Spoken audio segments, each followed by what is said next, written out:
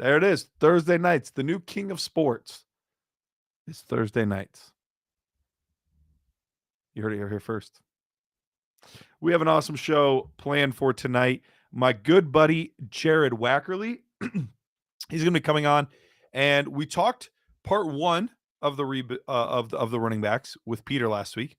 We're going to be talking part two of the running backs, and I have some pretty spicy takes on this running back class. That's right, pretty spicy. So we'll be talking about all things running backs with Jared Wackerly. Then after that, of course, Dennis Bennett's coming on. We're going to be talking some fantasy ADP because this is a good time of year to kind of check in on ADP because it's right before the draft. We still have some startups going on, but people are starting to put things on hold a little bit. So we kind of want to see where's the dust settled after free agency, after all the things that have gone on. Where does everything stand now in terms of who's getting drafted where, what's the value, what's overpaying, all of that kind of stuff. That's what we need to be figuring out. So Dennis Bennett and I are going to be going over that. In between there, that's what we're talking a little bit of Major League Baseball. My Cleveland Guardians, formerly the Cleveland Indians, are playing tonight. So their game starts at like 10:10 Eastern time. I know for you guys on the West Coast, that's like 7, which must be nice. So I'm probably going to be up late because I got to see it's the first game of the year. I got to stay up late and see that. Little side note. Next week, you're not going to be seeing this ugly mug. You're going to see Dennis's ugly mug instead. Dennis is going to be taking over the show next week. I will be on vacation. In fact, I'm leaving tomorrow. Go Ems. Don't you say that. Are you a Pacific Northwest guy, Fork? Maybe you are. I know Peter is a big Mariners fan. But we will be leaving tomorrow to drive down to Florida. We are going to be going to Disney and doing all that kind of stuff. Our girls have never gone before. This will be their first time in Disney, so they are extremely excited. They're not going to be able to sleep tonight. I can guarantee that. You are in Seattle, okay? So it's pretty early where you're at. It's only 6:00 where you're at. So this late night show is not so late night for you. It's finishing up. Around 8:00.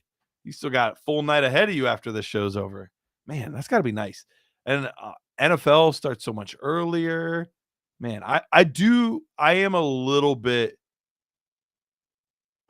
jealous of West Coast people, if I'm being honest. Like the times of everything is so nice. Now, it would mess me up for Sunday mornings with church and everything, unless I went to like an earlier service. Maybe that's what I would do if I lived on the West Coast. I would go to like a 8:30 service. I'm not a morning person, but I would make it work for that. But then you have games starting at 10:00. That's so cool. I wish we had that.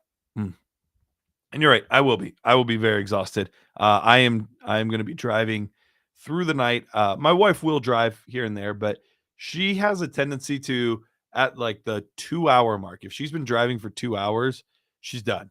Like she can't go much longer. Whereas I'm the guy that's going to go like 8-9 hours. So she'll relieve me and let me get a little bit of shut eye here and there. But for the most part, I'm going to be doing a lot of the heavy lifting. So 9:15, Jared Wackerly is going to be joining us. We're going to talk these running backs. I did want to touch on something this week that happened, and it has major fantasy implications, especially for the quarterback position in Superflex. This whole San Francisco thing, we talked about it. It was going to be an issue. I remember Dennis Bennett and I at least once, if not maybe twice, talked about what are they going to do once the season comes? Like once Trey Lance is healthy again, what happens here? Because if I'm being honest, there's a real chance that a guy that they spent ridiculous amount of draft capital for is riding the pine or is outright traded, because we heard Kyle Shanahan kind of come out this week, made it, he was talking about the recovery time for his hand injury. Then we heard the GM talking about John Lynch talking about getting Darnold and, wanting to have a solid backup. And Rappaport talking about it, and like Trey Lance just wasn't even in the conversation. Like, how do you have a guy that just 2 years ago you spent buku draft picks to make sure you got, and now he's just not even part of the discussion? And now there's these rumors out there swirling. And look, we don't know if there's any validity to these rumors or not. So take it for what it's worth. But there's all these rumors out there swirling around that maybe he would be involved in a Lamar Jackson deal, which would just muddy the quarterback waters even more, because then you still have Brock Purdy. Now, obviously, if they bring in Lamar Jackson, they're paying a bunch to get him. They're going to be paying him a huge contract. They're going to have to pay in draft capital. They're going to do a ton of stuff in order to get him. So Brock Purdy, like, what do you do then? The whole thing is wild. The whole thing doesn't make sense. I don't know how all of this is going to work out. I would be terrified if I had any Trey Lance shares. I don't. On the Dynasty Nerds, we have not been the biggest fans of Trey Lance over the past few years. And that's something that we've talked about over and over and over, about how, he just didn't have a lot of playing time under his belt. There's a lot of question marks. Here we are. So that's one of the things that I'm closely monitoring. If I have either one of these guys, I do have some Brock Purdy shares, not a lot, but I do have a few Brock Purdy shares in some super flex leagues. So obviously we know which way I'm leaning. Plus we know that he can get George Kittle involved. He can get Debo involved. He can get Ayuk involved. We haven't seen that from Trey Lance yet, not because of anything of his fault necessarily. We just haven't seen Trey Lance. We just haven't seen him play. I mean, he's played 3 games and 1 year of college in the past 6, 7 football seasons. He's played 13 games, 16 games. That's not a lot of football for a guy that was supposed to be the franchise quarterback. He was supposed to be the team's starting quarterback for the long term. And now he's just not. So I'm curious to see how that situation plays out. Obviously, the Lamar saga just gets more and more interesting as time goes on. He's dug himself a bit of a hole here. We were touching on it on the Dynasty Nerds podcast the other night. He's dug himself a bit of a hole because right now, what leverage does he have? I mean, literally his leverage is, I'm not going to play. It's really it. Everyone knows he's wanted a trade. He made it clear. But it doesn't sound like the Baltimore Ravens have any desire to move him. He's on the franchise tag right now. And I think there's a lot of teams that are saying, look, we don't think that Lamar and the Ravens situation is getting better. If we decide we want to get him, which I'm not sure that there's a lot of teams right now, based on what we've heard a lot of the owners come up and say. But of the teams that are interested, I think they're at the point that they would rather just wait a year and save their draft capital. Let's suffer one more season. We'll see what our draft capital looks like. See if we're in a position to get Caleb Williams, Drake May. If we're not, then maybe we'll make a move for Lamar. But if we are, maybe we'll just go that younger route, cheaper route, and see how that goes. It's going to be very, very interesting to see how all of this plays out. So we've got the Trey Lance and Brock Purdy situation. We've got the Lamar Jackson situation sitting out there. Oh, yeah. We still don't have an Aaron Rodgers deal. Like, this was something that was supposed to be done, according to a lot of the reports, early on before free agency. Then first day of free agency. Then they're close. The sides are close. The framework's there. We still don't have a deal. It's March 30th. We're almost into April. Still don't have a deal. Josh asks, do you think Lamar sits this year if he is not traded? I think that there's a real chance of that. I do. I think that there's a real chance. We've seen other players do it, not as high of an importance. as a quarterback, especially someone of Lamar's stature. But we saw Lev Bell do it. We saw Melvin Gordon start to do it, and then just kind of realized it's not going to work for me. So then he just said, just kidding. Yeah, I think he sits out the maximum games. Now, where it'll get interesting is how it's going to work. And honestly, I don't know. I'll have to look into it, see how it works. But at some point, he won't accrue a year with his contract, I believe. So I don't know at what point that becomes sticky. If they're like, okay, well, then you're just franchised for another year, like how that whole situation works out. So all of that's going to be fascinating. But yeah, Aaron Rodgers, he still hasn't been traded. And for a guy that has Garrett Wilson on a plethora of teams, some that I traded early on in the offseason in anticipation of, I think they're going to get a quarterback upgrade. I don't know if it's going to be Aaron Rodgers, but I think they're going to get a quarterback upgrade. I'm nervous. And I still think Garrett Wilson's a dog. I still think he's a great player no matter who the quarterback is. But obviously you want a high-level quarterback as opposed to Zach Wilson throwing him the football. Or, at this point, who's left? Matt Ryan, Carson Wentz? Like, there's not a lot left compared to somebody of Aaron Rodgers' caliber. So that's what I'm sitting on, waiting on, hoping on. We'll wait and see how all of that plays out. But the quarterback position is very much in flux. Josh saying it would be crazy for sure. Fork saying, I think he can sit out 8 games. It sounds correct.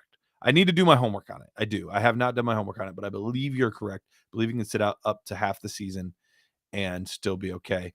Josh saying the Jets should just get Lamar and then Rodgers to the Ravens. Solved it. Done and done. That would be pretty fascinating. I don't know that the Jets are willing to give up that draft capital, but it would be fun. Rodgers, though, poor guy. He goes from no receivers to no receivers. Like, that would be, I don't think he would ever accept a trade to the Ravens because that's one of been his biggest griping points over the past, several years was the fact that he hasn't had, high draft capital receivers that have been brought onto the team. Obviously, Devontae Adams worked, but there's a lot of guys that they could have had that they just didn't draft. Imagine if T. Higgins would have been drafted at the end of the first round by the Green Bay Packers that year. Like we all thought he would, and he was available. Nope, passed on him. That offense would have been absolutely filthy. If you're able to take that kind of pressure off Devontae Adams and add a T. Higgins, I mean, Rodgers already won MVP those 2 years. Imagine you added wrong. Absolutely wrong. Absolutely filthy. I believe Jared is he's standing by. So we're going to bring my good friend Jared Wackerly on to discuss these running backs. J-Wack, what's up, buddy? What's up, dude? How are you? Can you hear me? I can hear you just fine. You're looking good. Thanks. Feeling tired, but I'm pretending I'm not. Well, you've got little kids, and anytime you have little kids, you don't know what your night's going to look like. Some nights you get great sleep. Other nights you get like absolutely zero sleep. I know that you've been struggling with that a little bit lately. A little bit. That's why I wasn't up at the podcast Tuesday night. Well, this is I'm here. This is your chance to get to talk about these guys because you did all that homework, you did all that studying to talk about these players, and then you didn't get to come. So this is a good outlet to get all that off your chest about these players. And there was a lot of good running backs we covered, a lot of ones that we might not even see totally eye to eye on. And that's part of the fun of this is kind of trying to figure out who's missing what, who's over evaluating a player or under evaluating. Like there's and we were texting today talking about just the subjective nature of this exercise too. That's the beauty of analytics is the numbers are the numbers. Like they just are. There's no debating that. With tape watching, there is some subjective things in there. So that's what makes it all that more important to make sure you get it right. Your evaluations are good. You're watching the right games, all of those kinds of things. So let's kind of start at the top. There's a guy that I know that you really liked last year.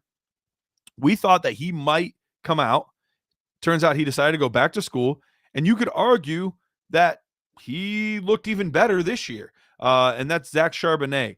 What are your thoughts and feelings on Zach? He's currently my RB4 as Okay. it stands right now, but he's kind of lucky in this class because he stands out from the rest. He's like one of the only guys that's like a power back. Yeah.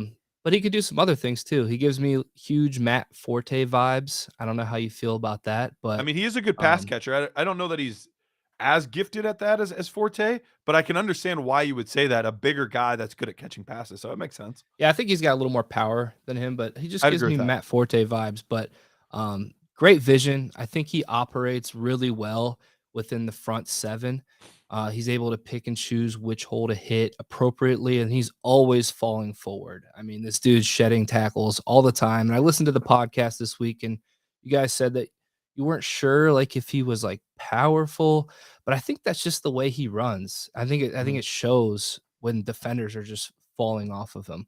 Yeah, I agree with that. And that was one of the things that I said, like, he doesn't launch and like truck guy. Right. Like, he doesn't have those like highlight level, like, oh my gosh, he just destroyed that guy. But you see him in the short yardage situations, especially, and he's just got that strong lower half where he just moves people. He just moves the pile. So it's not the fun, exciting highlight kind of power, but by no means is he lacking in that department. I still think he's one of the stronger backs in the class.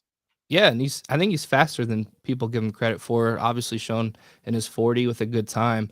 Were He's you a guy that surprised by could that be weight though? That he came in at he cut 250? Like, that was kind of oh, he light. cut. Yeah, for sure. Like he could easily be like hold 235 or Yeah. something, with that frame. But he's a guy you can leave on the field for all 3 downs too, which is nice. So he's gonna get opportunity in the red zone. He's not gonna get taken off the field in the goal line, and he's shown that he can catch passes. So I think Forte. I think Charbonnet is like a super safe running back in this class. I agree. I actually tweeted something about that tonight. I think he's one of the safest backs in the class. Yeah, I saw that. Did you see that? Yeah. Yeah, with your Spears and Charbonnet tweet. Yep. Uh, one of the more difficult parts for me in evaluating him, and I don't know how much you and I have talked about this, but I touched on it on the podcast. UCLA's offensive line was really good. Yeah, I think it was a Pac-12 thing, like not the best run defense out there. At least they're not known for it. And Charbonnet kind of sticks out in that conference. He comes from the Big Ten. He's a Big Ten type running back, and he goes over the Pac-12. And yeah, I mean, I saw that too. It was tough. Yeah, and that's the thing. Like, I'm trying to figure out, like, does he have really good vision, or is it just like it's really easy because the holes are always so huge? Like, it's a difficult part for us when we're grading these kinds of things to like know what to put. With Bigsby. The complete opposite with Bigsby. Yeah, like, that's a guy we are very far apart on. I was Yeah. not expecting to be as low as I am currently, but like I told you earlier, I'm planning to go back and watch him specifically, like top of the list. Yeah, it's for me. I have him and like Charbonnet are very close. I have them 4 and 5. So we're really close on Charbonnet, really far apart on Bigsby. But we've had a few guys this year that we've been farther apart on. Like, usually every year there's like 1 or 2, but they're usually not of like huge significance. And if they are, it's just like I have them RB2 and you have them RB3, but still the scores aren't that far off. Like, we've had some this year that have been like 5-6 points off of guys that, one of us have inside the top, 8 running backs or something like that. So it is a little bit interesting. With your concerns on Bigsby, what has you questioning whether or not he could be an upper tier back in this class? So when watching him, I thought when he went to make his cuts, he took like a few extra steps that I didn't really like each time. He is elusive, and he has like a nice jump cut, and he can make people miss, but he just didn't look natural at the running back position, I felt. And it could have been attributed to that poor offensive line. I didn't think he was decisive when picking his holes. I think our vision grades are much different. Our break tackle, fascinating, because that was one of the things that I loved about him. And I listened to the podcast, and I know.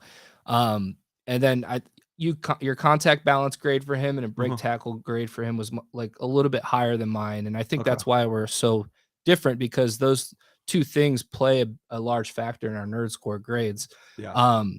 I thought he was good at breaking tackles. I thought he had good contact balance, but I didn't think it was like great. Sure. To put him close to a 9. I graded him, I think 7.5 for contact balance, And and I had then what, like 8 or 8.5, something eight like and a that. half. Okay. Yeah. So it's those couple things. I think he's very well rounded. Like I Mhm. didn't grade anything less.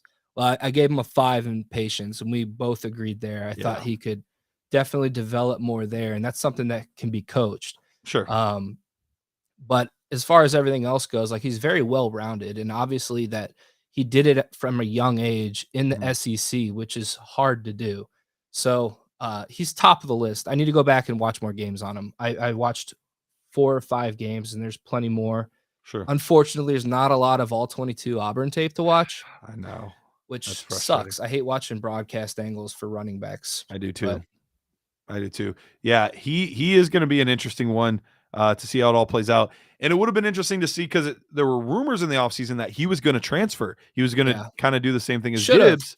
And I would have been really interested to see what he would have looked like in Alabama's offense, or what he Right. would, which that would be like the ultimate traitor move, though, to go from Auburn to Bama because of how much they hate each other. But uh, still, I would have liked to have seen him gone to a bigger, better school and see how much of a difference, how much better he would have looked in an offense like that. Because I'm a big fan of his. So I'm curious after your rewatch if we're still that far apart or if not. But it'll be a good conversation for when we do our show. I'll plug that real quick. We're going to be doing a YouTube show the Monday before the draft. The And 24th, right? I think it's the 24th. Yeah. Yeah. The Monday before the draft, it's going to be our release show. So we are going to Release the nerd scores. release all the nerd scores. You and I are going to debate back and forth our personal ones and how that like changed the averages, Yeah. what nuances made a difference for these guys versus these guys. So it should be really fun. I'm looking forward to it. I think it's going to be really cool, and it's something that we haven't done yet. So I think it'll be cool. Real quick, there are a couple questions here. Sedated Fork asks, does Tank have potential 3 down back role? I mean, it's might be a little bit different for Jared and I since we view him a little bit differently. Potentially, yes. I think he's a good enough pass catcher. He's got the build. He's got the speed. Like he could physically do it all. Right. Do I I agree necessarily? with that. But do I necessarily project that? Not necessarily because I don't trust any back outside of Bijan to be a 3 down back in the NFL because they're just not used that way as much anymore. So is it in the realm of possibility in a skill set? Yes, but I don't know that I would project it. What about you? No, I agree. I agree with that. Okay. Uh T Norvell asked, just for fun, who has proven to be the better evaluator of prospects over the year? I don't know. It's a good question. Pitting us up against each other. I know that there are definitely some on both sides where we look back and we're like, man, I'm glad you brought my score up on that one, or I'm glad you brought my score down on that one. Because there have definitely been a few where we've been a little off, but the other person kind of helped balance it out a little bit. And then there've been a couple there where we both just whiffed. Like, so my guess is it's probably not drastically different, but it would be interesting to have David Zach look at them and Yeah. see That's what I was gonna say. You which could run ones like ended up being better. the data thing that he does. Yeah, that would be interesting to see how that ends up playing out. So maybe we'll have to ask him. But for what it's worth, Norvell, there hasn't been a drastic difference where it's been clearly like one set of rankings has saved the nerd score versus the other one. They've been pretty darn close. Most of your guys that you were higher on than me, like Javante and Dobbins, Mm-hmm. had huge injuries. So Yeah. it's like tough to say. It does make it tough. Yeah, Yeah, because and then most of the other like top guys we were pretty in line on. So yeah. If you running look as at our far as overall, running backs. if you look at overall top tens, like those are more or less the top 10 guys that have come out over the past few years. Like Yeah. we've been pretty spot on with that. Maybe not in the exact order, but the top 10 overall, it's pretty darn close. So yeah, I'm pretty proud of how it's turned out. Like I said, we've had a couple misses. Justin Jefferson will haunt us forever. but it is We what weren't it like is. super low on him. Yeah, we didn't crush him, but We didn't we have his wide receiver one, just like no, everyone else. we had him at what, like 5, 6, something like that. So, Yeah, but not as high as he should have been, obviously. not as high as he should have been, obviously. But the what it did save us from was situations like the Clyde Edwards-Helaire situation, because we had You were him much ranked. higher on him than me. Was I a little bit higher on him than you?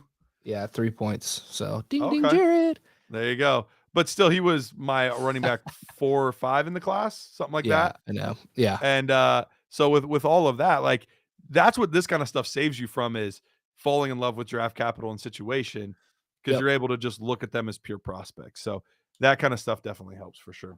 All right, let's get back into this year's stuff. Um, let's move to another guy that was a big Devy name. When I watched his tape though, I was severely disappointed. Where did you come out when you watched Sean Tucker? So I am a little higher than on him than you. Okay. I thought his burst is phenomenal. His speed is phenomenal. He, you guys mentioned on the pod that you didn't think his speed was that great. I thought it is really good. His Yeah, I saw a few physicality. times where he got caught from behind, which surprised me. Yeah, I thought that 40 time was pretty in line. Like what was it again? Like 4.32 or something? That's what he said, a 4.3, yeah, something like that, and then a 4.39 was the other one. Yeah. I don't know. It's tough when you're like, he did it by himself. He didn't do it at the combine or a pro day, so like it's tough to trust. As far as burst goes, though, I gave him a 9. Like I think that Okay. he can stop start really well.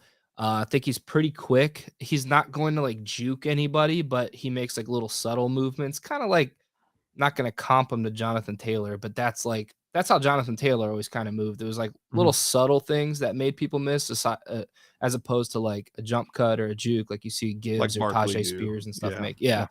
exactly. Not really going to give you much in pass protection, not the most physical guy. So those things are definitely like keeping him down. He's below that 72 line that we always talk about. So Okay. I'm not super high on him. I think that most people expected him to be like a top 5 guy in this class, and he's Yeah. just not for me. For him to be fantasy relevant, he's definitely going to have to fall into the right situation. And to be honest, I don't really see that happening. I'll probably end up ranking him lower than what his nerd score grade ended up being. Yeah, I could see that.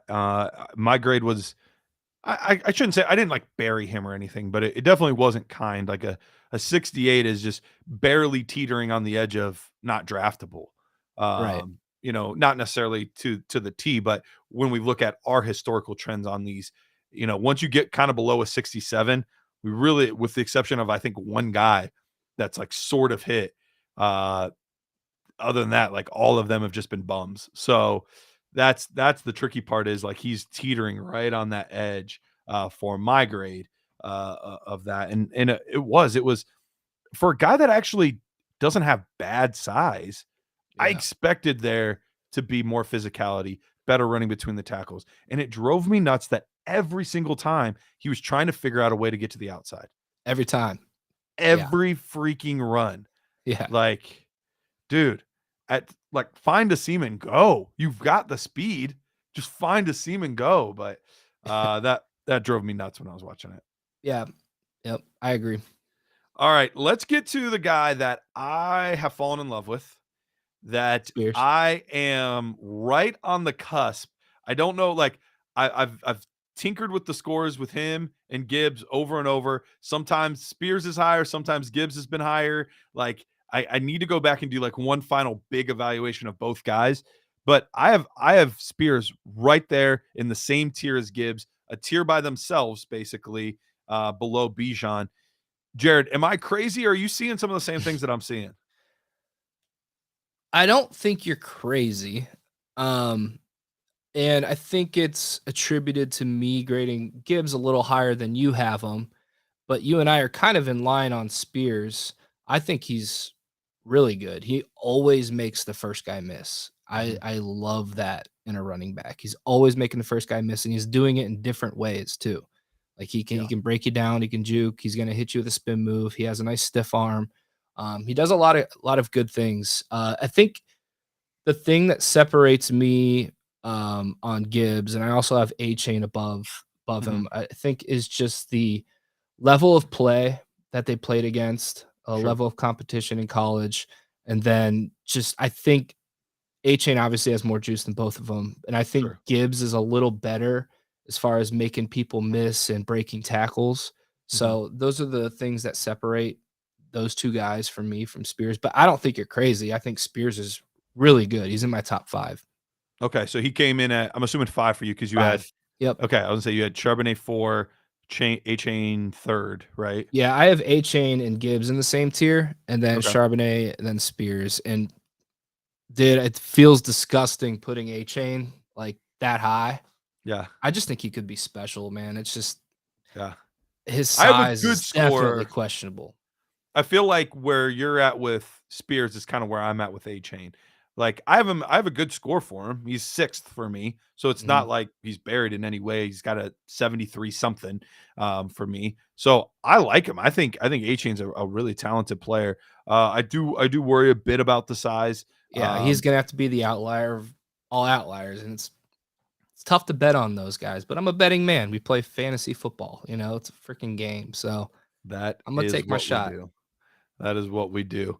Um, but yeah, I'm in love with Spears. Can't I'm really curious to see how the draft goes.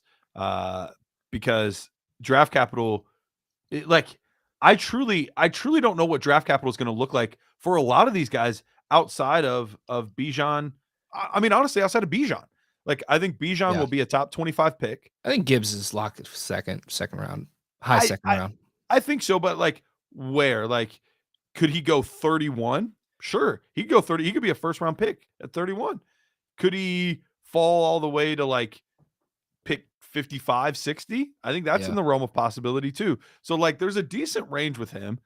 And then after that, who the RB3 off the board is, I like could see A Chain just due to the rare profile that he sure the speed. presents.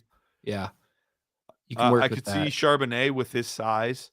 Yeah. There's just not a lot of other backs with size in the class. I was texting with Ray before this, and we both have Spears at RB5, and I was like, dude, I wouldn't be surprised if Spears went in the second round. I I think wouldn't. it's in the realm of possibility. I really do. Actually, Dan Toomey just messaged in and he said, "Oh, good, join the for the Spears talk. I just had a shower thought, which is interesting. Spears to I have so many Cincinnati. shower thoughts. I'm a drive or cut the grass guy. Those are where my thoughts come. But Spears to Cincinnati at 60 is a dream. That would be really fun. Like him in that offense, Yeah, that'd be awesome. man. Anybody in that offense. True, true. I mean, you put anybody in that offense, but I think that's one of the things that they've been missing is like Joe Mixon is a solid downhill back, but they haven't had that like electric back. You know what I mean? They don't have Mhm. that like exciting. He would be fun there. A Chain would be fun there. Like one of those kind of guys. It would be interesting for sure. Or they could just trade for Austin Eckler, and get that there. All right. Let's move on to some of these other guys. Uh, when when I was looking at Zach Evans, he was another one that I really struggled with my evaluation on him because part of me says there's a lot to like here. He could be a really solid back, and then there's another part of me that just screams like, no, he's not. Like where? How do you feel about Zach Evans? Oh man. He let me down, man. Like I have so many shares of him in Devy leagues, and just reviewing his tape and really digging in, cuz when I'm playing Devy, I try to dig in, but I just don't have the time like I used to Yeah, over the last couple years, and I just think he struggles as far as like his vision goes and just I having agree. a feel for the game, and then sometimes it feels like he's like disinterested in like what's going on. Like Yeah, there are times like he makes a wow play and you're like, damn, that's the ceiling right there. Like, why right. don't I see that on a consistent basis? Um, so I'm pretty low on him. I have him at a 70.9 which isn't great, but Mhm. he didn't grade anything below a 6 for me. So it's like 6 or better across the board, but it's all like around 6 or 7, which is all pretty average for those of you guys listening. Like it's average NFL player grades. Mhm. Um, could I see him developing into something? Yeah, because he's got the pedigree coming out of high school. He's a good athlete. But there's just something missing with his profile for me when watching him. Yeah, I overall I was in the same boat, but I think what separated our scores was I gave him a 5 for vision. I thought it was below average for an NFL caliber player. So I think that's what separated it. But you're right. After that, there's a lot of like sevens and I misspoke. He's a 5.5 for vision, so that's his okay. lowest. Yeah. All right, there you go. Um, so we're in a pretty similar boat, but yeah, I ended up with a 69.68. Rich and Matt were disappointed I didn't have a 69.69. It's just how the math worked out. I didn't get to choose it. That sounds Uh, like Rich. it does.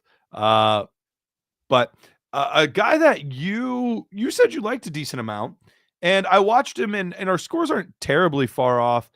But I wanted to hear specifically from you what made this prospect kind of stand out for you. Eric Gray, out of Oklahoma, started his career in Tennessee, transferred. Uh, he ended up with a 67.7 for me, which once again is another one like right on that tier of being like not quite draftable. Like he's right on that edge there.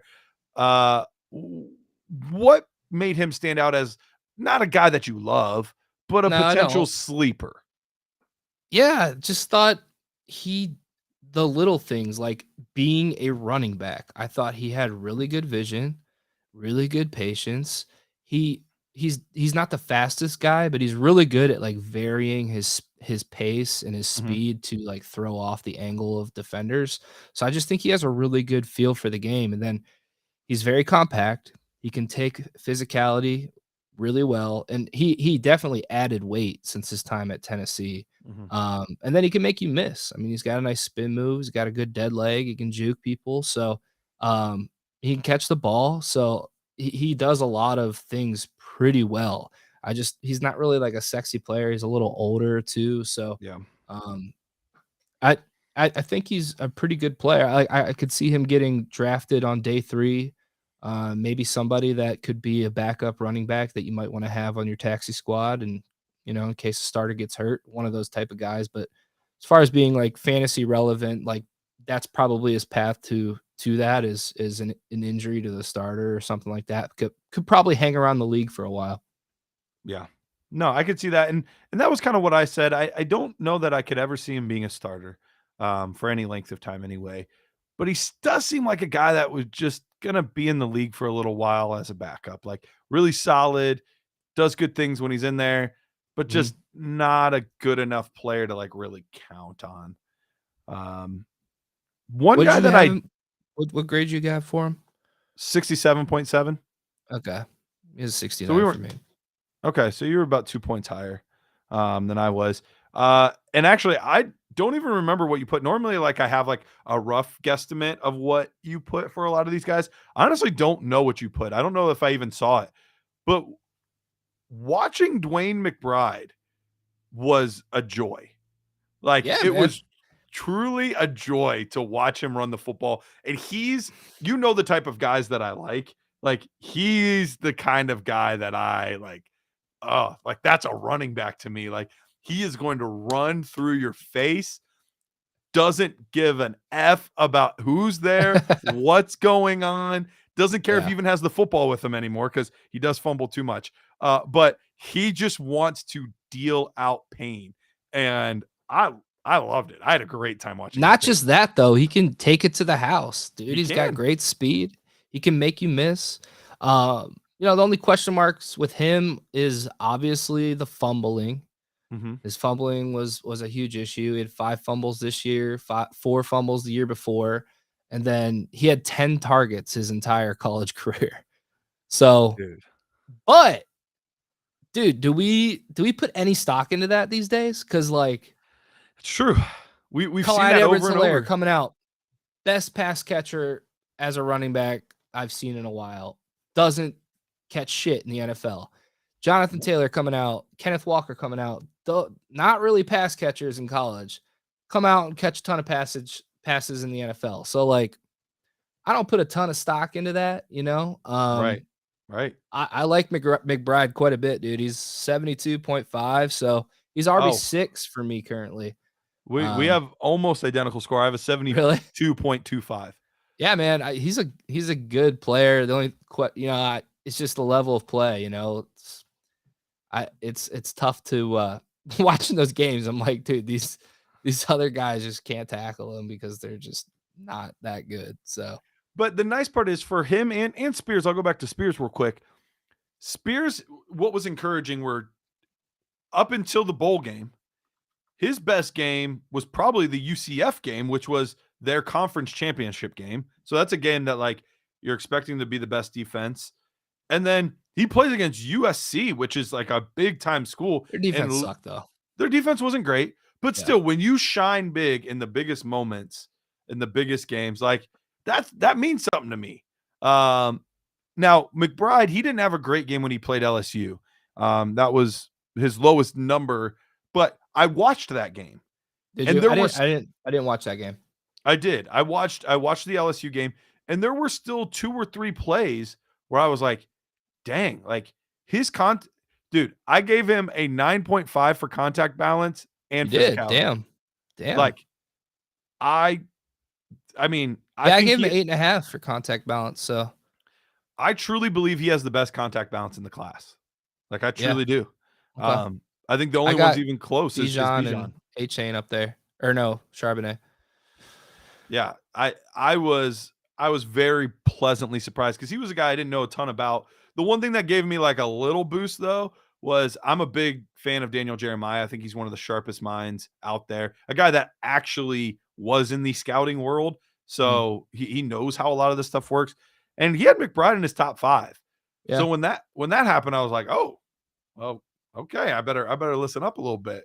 Right. So I found that pretty interesting. Of all the other guys that are left, that we talked about in the episode yesterday, or 2 days ago, or whatever it is now, anybody else stand out to you positively, negatively that you're like, I just want to say my piece on this player about this? Um, Muhammad Ibrahim, what did you think? Mitchell, Kendre Relevant. Miller. Like, what are your thoughts? What are your thoughts on him? I got him at a 72 right now. Oh, I think he's a pretty good all around back. Provides some physicality. Not going to get taken out. wait, Mitchell? Kendre Miller. Oh, Kendry Miller. Okay. I thought you said Mitchell. I was like, Keaton Mitchell. wait, Like, I'm talking I about was complete so opposite confused. I player. was like, he is the least physical back in the class. That dude's Okay. fast though. Fun to watch. I was like, Oh, damn. he was super fun. He's crazy fast. Okay. Yeah. I feel better now. I was like, Jared, what happened, man? All right. Yeah, I think Miller. yeah. Miller, I ended up with a 71.55 on him. So just below our 72 threshold. Mhm. I got him just above. You have him just above. I liked what I saw overall. He was a patient runner with solid vision. He was elusive enough, fast enough. Like, I don't think either one of those areas were necessarily strength, but like he did it well enough. And then you saw some of that physicality there, that I like to see out of these running backs. So I struggle with him because there's not that one area with him where it's like, yeah, this is how he's going to win at the next level. And I think that's the thing that's missing for me, in his case, is just where does he win consistently? But I don't think he's bad either. Like I don't think he's a bad player. Yeah, So for his size, dude, I think he does a nice job of like stringing moves together, can make yeah. people miss. I think his hips are a little tight, Mhm. but um pretty up and down runner. But I think given the right situation, like he could be a starter for an NFL team and produce for us in fantasy football. Um, I could see him going day 2, to be honest. I did like his game, but I also thought he was lacking like a top trait. You know, there's nothing that stands out. He's just kind of solid across the board. Yeah, But he's got a good feel for the game, though. You know, like he he ran does. like Dan Toomey asked us earlier if we take into Zach Evans' evaluation that Kendre Miller and Judkins both earned touches in those offenses. I think it speaks to our evaluation on Zach Evans on that. Yeah, Those two guys are pretty good. I have Kendre Miller rated higher than Zach Evans. I I do think they're too. just Yep. better players. Um, but yeah, I think there's a path where Miller. I think he's my RB7 right now. So I think pretty highly of him. Yeah, no, I think he's a solid player. I'm not in love with him. There are definitely some guys that I have above him, but I can see why a team would like him. I struggle with will he ever be that guy long term. Last question that I just saw on here. I think it's a good question. Then we'll get you out of here, Jared. Today forecast. Since the running back class is so deep, do you think a lot of NFL teams will wait a little bit longer to draft the running back? Maybe. I don't know. It's tough to say. I think you always. I've obviously never sat in a draft room or anything, but How fun would that be, though? there's always that worry that if you really fall in love with a guy, you're not going to get him. But obviously, we've seen the running back market these days just kind of continue to get paid less, and they get pushed down further and further in the draft because you can always find a guy to plug in. So I think there are a lot of there's like 4 or 5 different guys that offer some really good traits that I think we're going to see go on day 2.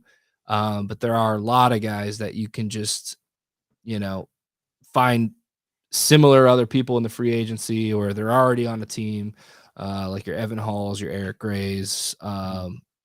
Tank Bidsby, Roshan Stop Johnson. it. Stop it. um, so no, I could see that happening for some of the later guys for sure. Yeah, it'll be interesting to see how that plays out. But I think it's going to depend on, is there a specific thing that team is looking for? Like if they're like, we need a physical power back, then Charbonnet is going to go earlier than he might have otherwise. Or we need lightning in a bottle. Okay, Spears or A Chain or somebody like that. Like Yeah. will go. Like I think it's guys that have like like a specific trait that a team is looking for. Those guys I think will still get good draft capital. I think the guys that get pushed down are the Kendre Millers, Roshan Johnsons, Zach Evans, like those guys, because they're solid all around backs, but they don't offer that one specific thing that team is looking for. And so I could see those as the type of guys that keep getting pushed back and pushed back and pushed back because of that. Does that make sense? Yep. So that would be my read on it. But at the end of the day, we have no idea until the draft happens. You think Deuce Vaughn gets drafted? I think he does, especially because of what he offers on special teams. What about Abanaconda? He's really interesting. Dude, I got him graded low. I don't have a for great score for him. what people on like Twitterverse have been pumping up. I know he had a good pro day too. And I have him towards top of my list to go back and rewatch too, because I'm trying to figure out if there's something I'm missing. Because dude, I have him at a 56, and that's terrible. Oh, wow. Yeah, You have him real yeah, bad. Like I have him low. I have him at a 65. But that even feels low for me too. So he is another one that I do want to watch more tape on again and kind of go back and see. But we've seen it before. Like we've seen freakishly athletic running backs that it just doesn't translate for whatever reason. yeah. So Dude, I don't see the vision. I don't see patience. patience, Nope. and never making anybody miss. I There's just no don't think he's wiggle. very quick. I know he's fast, and he had that big game where he had like 6 touchdowns or 7 or something, but all those runs were not that impressive to me. Like, to Yeah. be honest, like there was a lot of wide open runs where he's fast and he took it to the house, but um maybe I'm wrong. I got to go watch. I'm going to go back. I'm going to watch him because this is all subjective. I was texting Garrett today and I was like, "Hey man, I feel like I'm like much lower on people this year than previous years and I don't know what it is." Like cuz I had this baby and I'm just like always pissed off or something or tired or like watching these guys. I was like, that's the one thing I hate about tape is if you're your moods can kind of affect It it, can and affect it.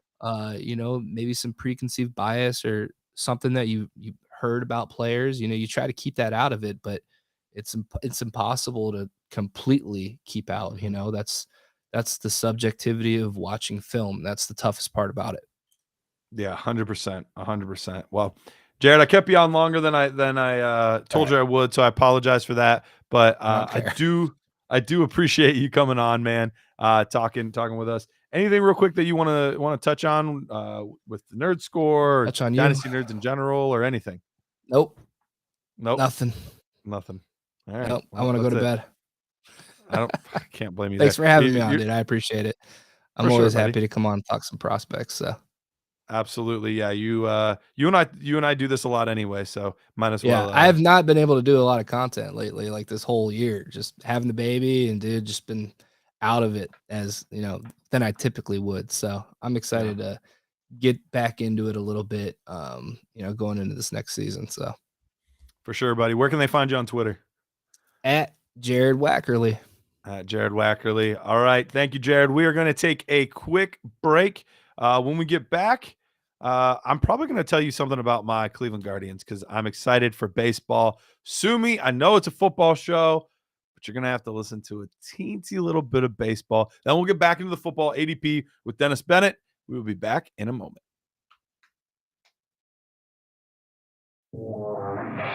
The Playbook with Fensty and Ronis, presented by FantasyAlarm.com. Weekdays at 5 Eastern. People are always very critical when it comes to fantasy baseball. I would say this, and I'm a big fantasy basketball guy. I love fantasy football. There's no fantasy sport that's even close to being as hard as baseball. The season, having to figure out, especially if you're playing weekly, which I don't like to play. Weekly with the 2 starts, having to look at the schedule and everything. I mean, you play in basketball as well.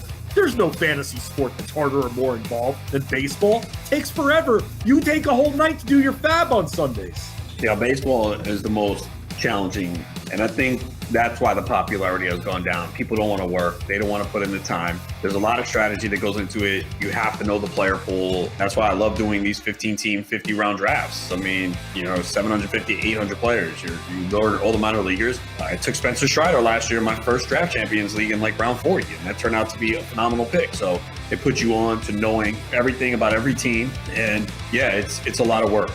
So I definitely think that it's a challenge, and I just feel people don't want to put in time and work anymore. And I'm not saying fantasy football is easy. It's not. But you cannot tell me that fantasy football is more difficult than fantasy baseball. I play both sports. I don't have an allegiance to either one. I love both. I play both. But, fantasy baseball is a grind, man. You got to put in months of preparation. Spring training is important. They helped me get Carlos Rodon a couple years ago. I was not on him until the spring, seeing the velocity and the changes. So there's a lot of things you can discover in the spring. And this is the first real full spring training that we've had in years. Now, there is the WBC that is going to cut into it a little bit, and some guys will not be at camp. But the spring can help you discover. And again, you're talking about, even if you're in a 12-team league, I mean, you're probably going to have 23 to 30 roster spots. And then the 15-team leagues and the minor leagues, I mean, you got to know a lot. I mean, it takes a lot of skill to win a fantasy baseball title. We've seen it, right? You can have an average player win a fantasy football league. We've all been in leagues where this guy is not that good. He's probably going to win a championship at some point. Things break right. He has a great draft, picks up a player off the waiver wire. That's not happening in fantasy baseball, man. You do not see bad players win fantasy baseball championships. You just don't. It's a 6-month season. You can't afford to take a week or two off from fab. You can't do it. Last year, say you took off the week where Taylor Ward was the big pickup. You lost a player that was a contributor most of the season. I know we had a couple of down periods, and Taylor Ward was a player I added in multiple leagues, but you can't take that time off. You can't afford to miss out. And, every little detail is important. So I know fantasy baseball is not as popular as it used to be, but I personally feel it's because people don't want to work hard. They just don't. Everyone wants the easy way out now. They want easy access. That's why people don't read anymore. They want a quick video. Fantasy baseball is a lot of work, trust me. But you know what? When you win a championship, it's really gratifying. Make bets and follow your fantasy team while you buy, sell, and trade collectibles in real time. Only on Bettor Sports Network. Today is baseball's opening day. Celebrate with us on Bettor Sports Network. Dynasty Nerds!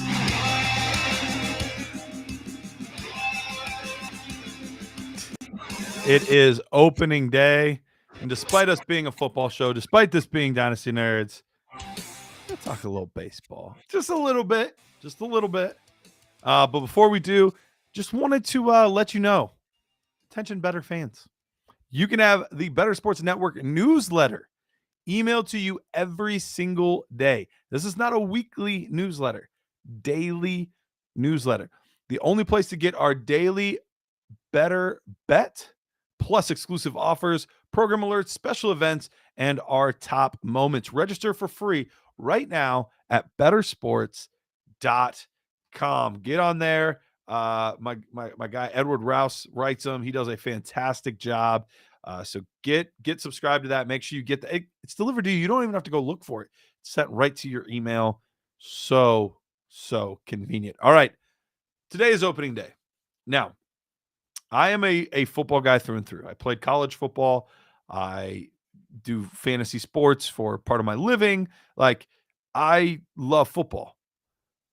But there's a soft spot in my heart for baseball too. I did get MLB The Show, and I have played a few rounds of it already and hopped into Diamond Dynasty because it's super fun.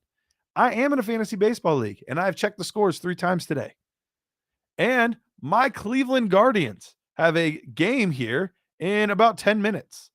And if I am being honest, it is eating me up to not just sit in front of the television and just stare at it for the next, well, it might not be 3 hours anymore because of the new implemented clock, which from what I haven't heard everything today, but so far, I don't think that there's been too many major issues. It hasn't cost anybody a game or an inning or a run or anything like that. Correct me if I'm wrong. Just Josh says, great day to be a Cubs fan. It is. And low key, I actually like the Cubs. Even though I'm a little bit bitter at them for causing the then Cleveland Indians to not win the World Series in historic fashion. I do like the Cubs. I went and saw a game at Wrigley Field. One of my good friends is a Cubs fan. And so when they are not playing the Guardians, I actually root for the Cubs. They're a very likable franchise. And you guys got 2 good offseason additions in Dansby Swanson. And then a guy that I really like. I know that he's had a little bit of a downturn, but Cody Bellinger, a player with a lot of upside, still fairly young. So I thought that was a great addition. I really wanted to add Belly to the Guardians, but it's not usually how we do business. We usually don't go after the high price free agents. So that would be out of the norm for us. But lots of interesting games today. As we mentioned, Cubs, they won today 4-0 over the Brewers. The Braves 7-2 over the Nationals. Not a surprise. Nationals are probably going to be one of the worst teams in baseball this year. Traded a lot of their talented players over the past few years. The biggest of them being Juan Soto. He was dealt during the year last year, headed over to the Padres. Who is the best player on your fantasy baseball team? So I'm in a keeper league, and I have a few players that I'm very proud of. Probably the 2 best players are Ronald Acuna and Jose Ramirez. So I got a Guardian on there. I drafted Ronald Acuna well above ADP in what was assumed to be his rookie year, because I really thought that this kid could be a star from everything I was reading, everything I was hearing, everything I was seeing. So I drafted him like 2 or 3 rounds above his ADP to make sure that I got him, because you get to keep these guys. You get to keep 4 players. So he's been one of my keepers for a while. Plus rookies, we do it kind of weird. If they were a rookie, you get to basically keep them, but not count that as part of your 4. So that makes those rookies even more valuable. So I well overdrafted him, but it's definitely been worth it. A couple other good players I got on this squad. The way that the points work, saves are really worth a lot in our league. It's kind of gross how important saves are in our league. So Clase is another guy that I have had as a keeper, and then Bo Bichette was the other guy that I had as a keeper. So a lot of good young talent overall. I know Jose's not young anymore, but overall a lot of good young talent on this fantasy baseball team. The hardest part for me, and this, we had the commercial right before I came on, and it's true. The most difficult part for me isn't the early on part of the year. I do great usually. I'm usually one of the top teams. but it's a long season. And especially for someone like me that has to start prepping for fantasy football season, that always cuts into my time that I spend on fantasy baseball. And so I tend to struggle towards the end of the year and in the playoffs because I haven't been putting in as much work on my fantasy team for baseball as I am getting ready for the NFL season. So that's what always ends up killing me is I start off strong and then it dwindles a little bit as we go. All right. So moving on, Yankees. Aaron Judge, shocker, right? Aaron Judge hits the first home run of the MLB season. They win 5-0 over the Giants. The Orioles 10-9 over the Boston Red Sox. Now, neither one of these teams are expected to be world beaters this year, but there are a lot of young, exciting players on this Baltimore Orioles team. Gunnar Henderson, Adley Rutschman, just to name a few. Grayson Rodriguez is a young pitcher that has a lot of promise. So there's a lot to be excited about with that Orioles team. In Boston, it could end up being a long year, but no pitching, no defense. It was all offense in this game. Orioles win 10-9. Tigers lose to the Rays 4-0. The Rangers, another one where offense was not an issue. They win 11-7. Jacob deGrom's first game with this team obviously didn't quite pan out to the level that we had hoped. And yes, he is on my fantasy baseball team. So that was a bit of a disappointment. Pirates, speaking of young guys, O'Neal Cruz with a dinger today. They beat the Reds 5-4. Blue Jays, another high-scoring one. We had a lot of high-scoring games for opening day. Usually pitching's a little bit ahead of offense, but that has not been the case for most of these games. Toronto wins 10-9 in the Battle of the Birds. Twins, this one was pitching 2-0 over the Royals. Mets win 5-3 over the Marlins. White Sox win 3-2 over the Astros, which was an odd scheduling thing. All of this baseball going on today. There's like 4 games going on right now or about to start. A game earlier, a game at 2, a bunch of games at 4.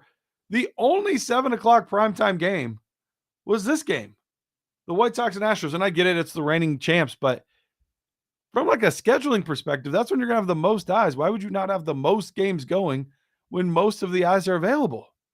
I thought that was just baffling to me, unless they literally just wanted everyone watching this one game, which would be weird. I mean, ESPN, I'm sure would be thrilled because that's how it worked out for them and they were carrying the game. But I was surprised that we did not have more primetime 7 o'clock games. The game that's going on right now, Colorado Rockies and the Padres. It is a 1-1 score in the second inning. And so far, let's see. CJ Cron with the RBI for the Rockies. For the Padres, it looks like Bogarts. No, Bogarts got a hit, but Machado got the RBI. It looks like I'm assuming a sac fly because it did not register in at bat for him. Coming up, we still have the Angels and the Athletics, the Diamondbacks and the Dodgers, which, by the way, power of Twitter, a guy I've become actually good friends with, closer of the LA Dodgers, Evan Phillips.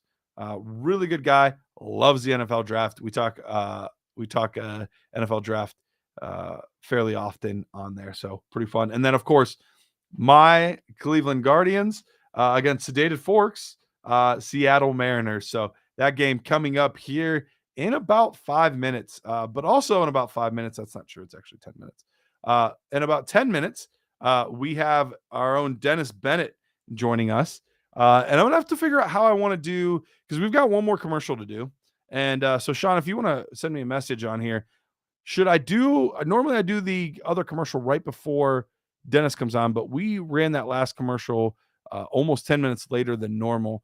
Would you think it would still be okay to do the commercial here in about 5, 6, 7 minutes here? Or should we wait and do it while?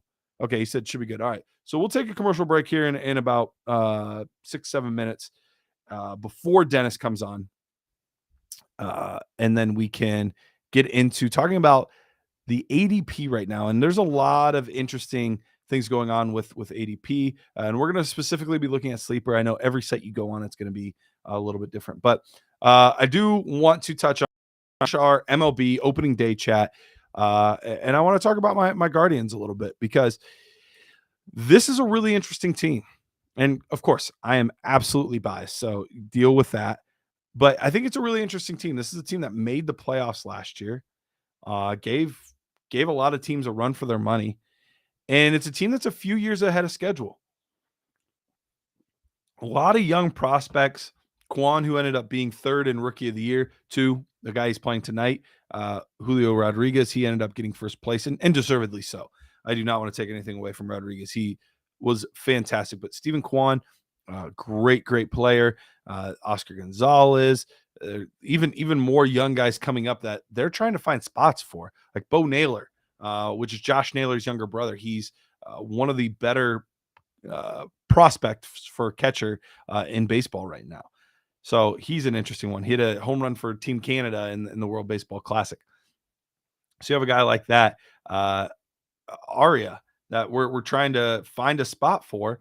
Well, Ahmed Rosario at shortstop, and then Jimenez, who he got signed to a huge 7-year, could be 8-year deal depending on the team option. And he's only 24, 25. He's young. So that's going to be the issue, is where to put all of this young talent that the Guardians have, and can they do it again? Like, getting young and being an exciting young up and coming team is great, but can you do it consistently? You know, the veteran teams, you know that they can. They've done it over and over. You've seen the track record. Sometimes these young guys get lucky, and is that the case with the Guardians? It looks like they might be missing one of their top pitchers in Tristan McKenzie for a little bit. They do fortunately still have their ace, Justin Bieber. It's my team, and I can't even get his name right. Shane Bieber, who actually won the Triple Crown, won the Cy Young during the COVID season. So solid top of the line guy. McKenzie's really come on his own as well. He's going to be missing a little bit of time. Back into the rotation is okay, but not great. So we're going to have to wait and see how that all ends up playing out. But last but not least, want to ask you guys real quick, MVPs this year. Who are your early predictions for MVP of NL and AL? So if I'm being biased, I'm going to say Jose Ramirez because he's on the Guardians, and Ronald Acuna because he's on my fantasy team. But we will try to take all of that away. And a guy that I think could get it this year, I think Aaron Judge is obviously one of the favorites for the AL. And I mean, why not? He's absolutely fantastic. We saw Vlad Guerrero get it a couple years ago. But right now, if I had to pick other than Aaron Judge, I do think Aaron Judge is the favorite, and deservedly so. I think Shohei Ohtani. Shohei Ohtani, pitching, hitting, doing it all. I know that his offensive numbers weren't as good as that of Aaron Judge last year, but what he can do on the mound, I think there should be some credit given for that. I would really like to see him win the MVP in the AL. And then in the NL, I'm going to take a little bit of a shot in the dark. And I mentioned this guy a little bit earlier, but Juan Soto, really, really talented guy, still very, very young. This Padres team, if they can all come together, could be electric. And he had a down year a little bit last year. Could easily see him bouncing back and having a monster year with more protection around him than he's seen in a long time in that lineup. So I think that's my two that I'm going to go with. I'm going to go with Ohtani, and I'm going to go with Juan Soto in the NL. So anybody else got any predictions? Feel free to drop them here. Other than that, Josh says that he loves Soto. Yeah, he seems like a good kid. It's tough to not root for him. But all right, we're going to take another quick break. But before we do, Bettor fans, you can have the Bettor Sports Network newsletter emailed to you every single day. The only place to get our daily Bettor Bet, exclusive offers, program alerts, special events, and our top moments. Register for free right now at bettorsports.com. We are going to take a quick break, but when we come back, Dennis Bennett, we're going to be talking about that startup ADP. See you in a bit.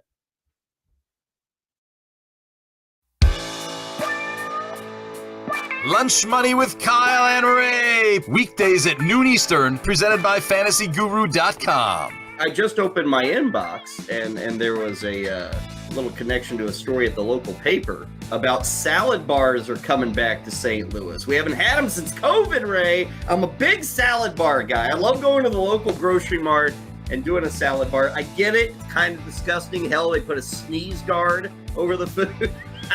What is this? Some kind of force field around these vegetables? That's the sneeze guard. You have to lean under it to get salad or sneeze on stuff. But all these disappeared. Ray, I used to do the salad bar probably at least 2 times a week for lunch. And I would just load up, because I didn't have to cut anything.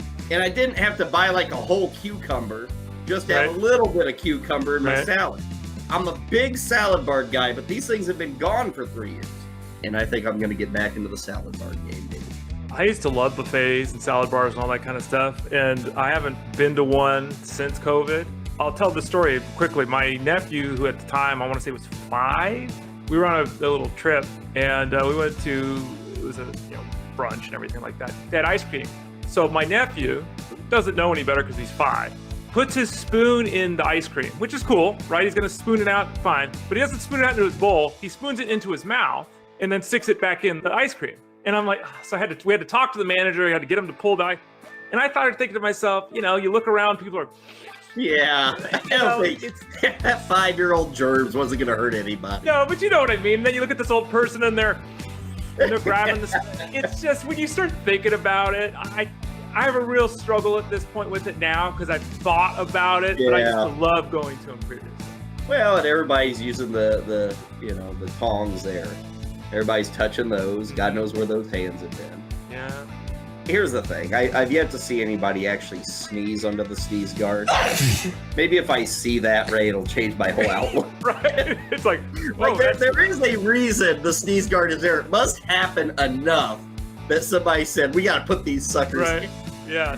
But I love salad bars, and I'm back in, Ray. I've never gotten sick off one, so it's easy for me to say, but I'm getting back in the salad bar game. Okay, good luck. Good luck. Make bets and follow your fantasy team while you buy, sell, and trade collectibles in real time. Only on Bettor Sports Network. Dynasty Nerds!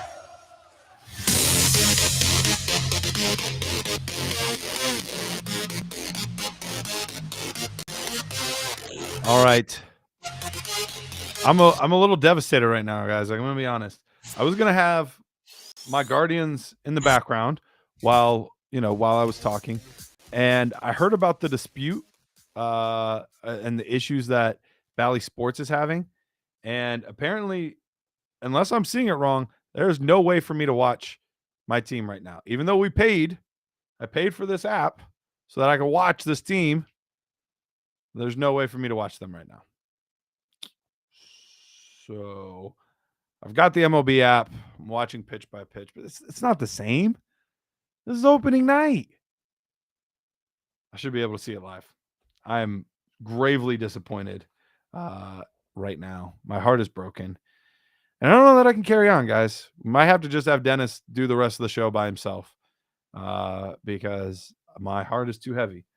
And on top of that, it was a 1-2-3 inning, very quick for the Guardians. So I'm going to be a little bit of a bitter berry right now. I'm going to be upset.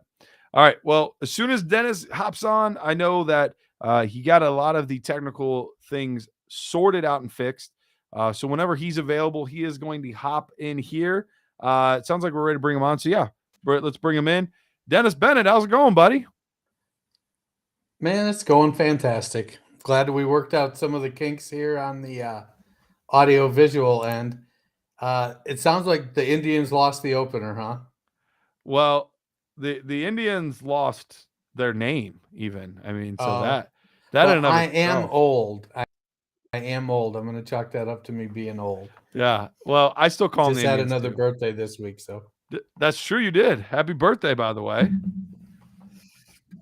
Thank you. What, with 37, 38?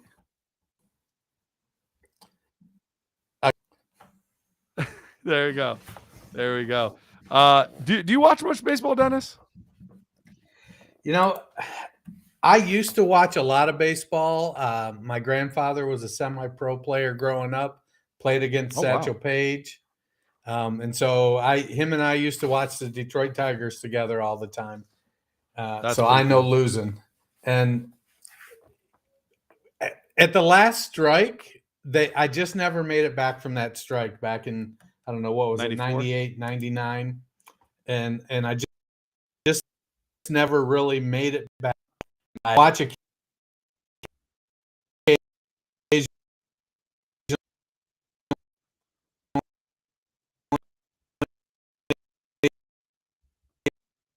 Oh, I've Dennis, started. unfortunately, it looks like we're having some issues again.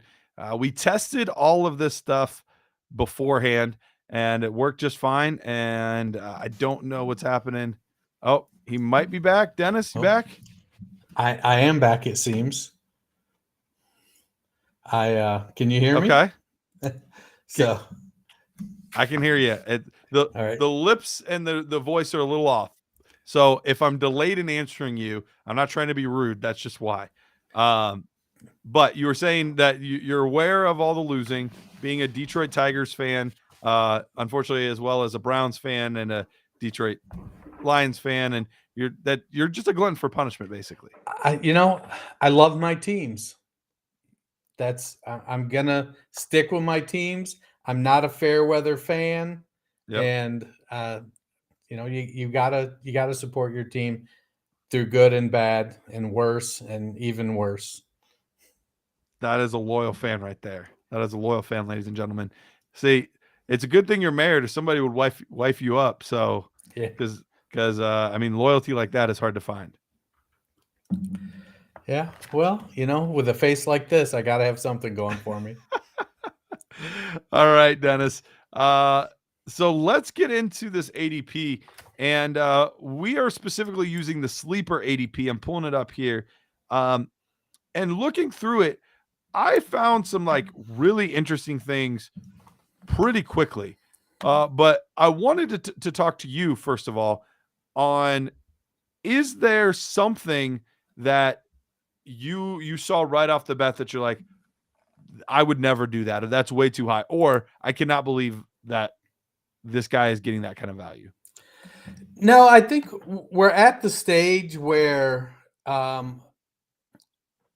people are they're in the get your guy phase, and so the ADP is going to be a little bit off, and then a lot of startups are not including rookies, so rookies are going to be kind of all over the place. CJ Stroud is coming off at pick 17.1. That's what, QB 6 or 7, and I love CJ Stroud, but I don't know if I would be taking him over guys like Dak Prescott or Deshaun Watson or Tua Tagovailoa. I still think that as much potential as he has, he's still an undrafted rookie. And we all, by and large, we believe he's going to Carolina at the 1. And they don't have, Hayden Hurst is probably their premier receiver right now. Mm-hmm. And it's going to be interesting. They got Thielen, who, might not be as athletic as Hayden Hurst is right now, to be fair.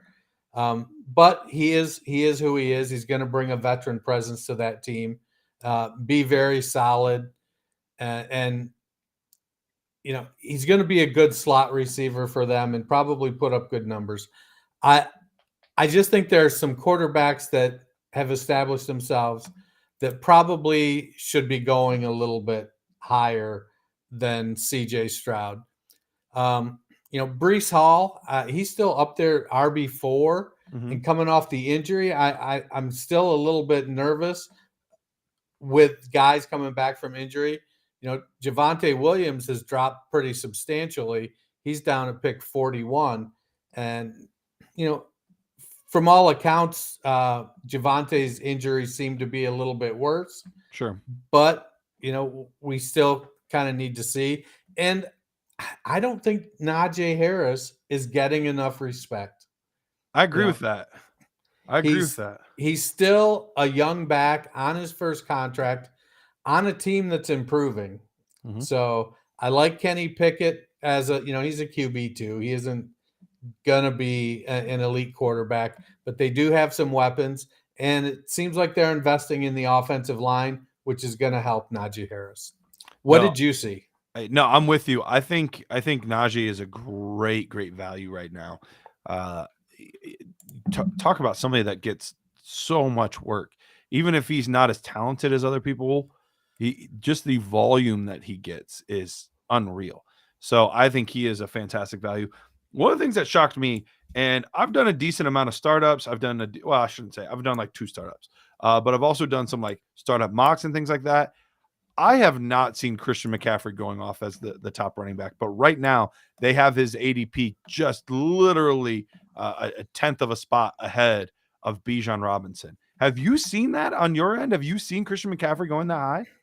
I haven't seen that in the Dynasty startup mocks I've been in. I've seen Bijan going as the RB1 a good amount of times. And yeah, I've seen CMC in the underdog best ball drafts going as number 1, sure. RB1, but not necessarily in Dynasty startups. Yeah, I was going to say, typically to me, he's like the 3rd or 4th guy off the board, usually somewhere around Taylor, Hall, and Robinson. I mean, Robinson always goes ahead of him, typically Taylor, and then it's like him and Brees as to like who's the next one off the board, and sometimes even in Kenneth Walker, depending on the draft. So I'm surprised to see his ADP that high, and likewise, and this always happens. And I shouldn't say likewise, because I have seen people do this. I have a really hard time with doing this personally. Travis Kelce is still the number 1 tight end off the board in Dynasty. Now, I understand why people do that.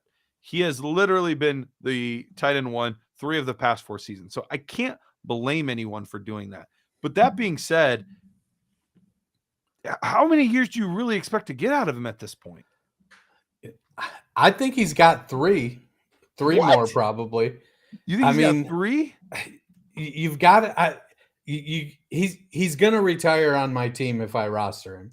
Right. And so if you're doing a startup, you're going to get an elite tight end for at least 2 more seasons and probably close to 3. He may be a little more inconsistent that 3rd season, but he's tied to the best quarterback in the league. True. We've got some good quarterbacks at the top of the league, but Mahomes is the best.